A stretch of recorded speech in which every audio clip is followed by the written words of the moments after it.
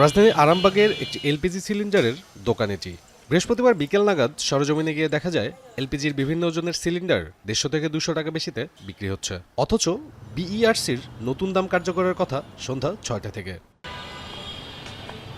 দোকানটির কর্মচারী জানালেন, বিকেল থেকে নয়, কয়েকদিন আগে থেকেই বেশি দামে বিক্রি করা হচ্ছে সিলিন্ডার। কোথাও কোথাও সরকার নির্ধারিত দামের চেয়েও বেশি। 12 কেজি সিলিন্ডার বিক্রি করতেছি 1900 টাকা করে। মানে আমাদের কিনা বেশি, তো এই কারণে বেশি দাম দিয়ে বিক্রি করতেছি। ব্যবহারকারীরাও বলছেন একই কথা। কয়দিন আগে থেকেই সরকার নির্ধারিত দামের চেয়ে 150 থেকে 200 টাকা বেশিতে এলপিজির সিলিন্ডার কিনছেন তারা। 1700, কেউ 50 টাকা বেশি বেছে, কেউ 50 টাকা কম বেছে, 100 টাকা এভাবেই ব্যবধান। 12 কেজি 15 কেজি এটা, আর যখন যেটা পাই, বসুন্ধরা পাই বা জি গ্যাস পাই। আপনার পরশু দিনে নিয়েছি 2000 টাকা। এদিকে দুপুরে এলপিজির নতুন দাম ঘোষণা করেছে Bangladesh energy regulatory commission BERC.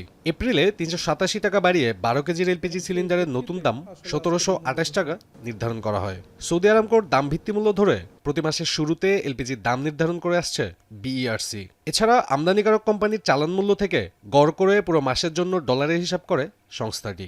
12 KG সিলিন্ডারের মূল্য মার্চ মাসে ছিল 1341 টাকা, যেটি এপ্রিল মাসে হবে 1728 টাকা, 1728 টাকা।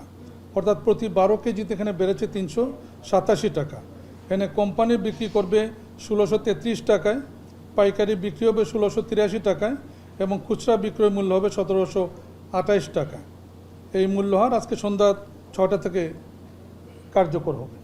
এলপিজির পাশাপাশি বেড়েছে অটোগ্যাসের দামও। ভোক্তা পর্যায়ে অটোগ্যাসের দাম 17 টাকা 94 পয়সা বাড়ানো হয়েছে।